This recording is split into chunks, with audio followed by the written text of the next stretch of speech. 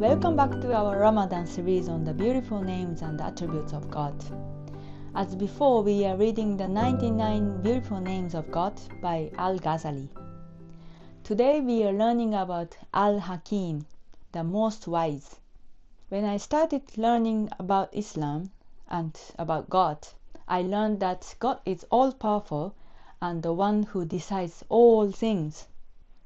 But at the same time, we also see around us a world where there is pain and suffering, and people experiencing injustice. And it has made me wonder, wouldn't God prevent something like this? Why are people in pain? I'm guessing I'm not the first person to ask this question too. To learn more, it is a question I would ask Muslim friends. And through many conversations and reading more, I am learning something that is helping grow my perspective. I am learning that although there is definitely pain and suffering in this world, there is a wisdom of God that is beyond what we can see. I've discussed this concept in some of my previous videos as well, that our perspective is limited and shaped by so many things, and we can never have the full wisdom to understand everything that happens. We can understand this from examples in the Quran. For example, the Quran tells us, He is the one who created death and life in order to test which of you is best in actions. So Islam's perspective to life's difficulties as well as its blessings is that they are all a test. The test is not just what happens to us, but how we respond, what choices we make, how we treat others in times of difficulty or ease. And the final outcome is always beyond our understanding. There is always more than what we can see, because full wisdom is only known to God.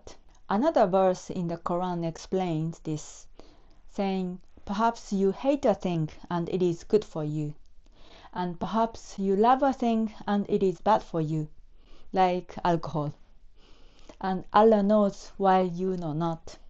In fact, I learned there is also a verse known as Ayatul Kursi, which is said to be the greatest verse in the Quran. It describes Allah's attributes and His perfect knowledge. And it clearly explains that we cannot grasp any of His knowledge except what He wills.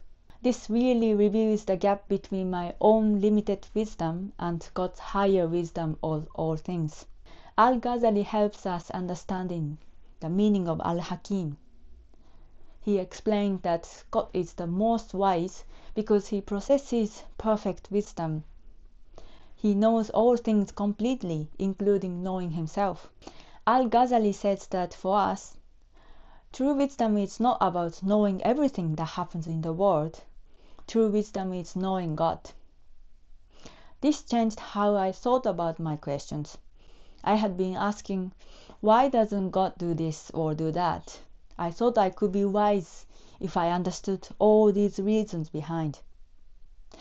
But Al-Ghazali reminds us, whoever thinks they know everything without knowing God, it's not worthy to be called wise, because God is the greatest. Whereas a person is wise if they know God, even if they don't know everything. In Japan, we have a phrase, Kami nomizo shiru, only God knows. People say it when outcomes are uncertain, when something cannot be explained, or when we leave things to fate. I understand this is a similar concept to Islam. Al-Hakim is a kind of trust that God knows best.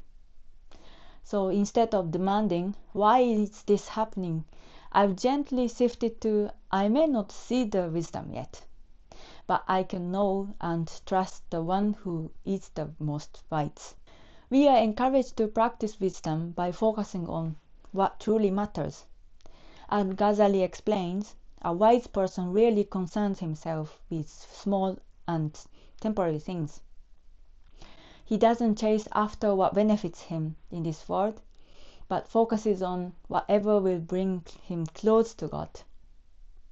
Al-Ghazali also shares teachings on what wisdom looks like in practice. One that I really like are the beginning of wisdom is to be mindful of God. What does wisdom mean to you? How do you practice wisdom in your own life? I've really enjoyed your comments so far, and thank you very much for sharing these comments with us. I hope you have a wonderful time in these last few days of Ramadan, and hope to see you again soon. Matane!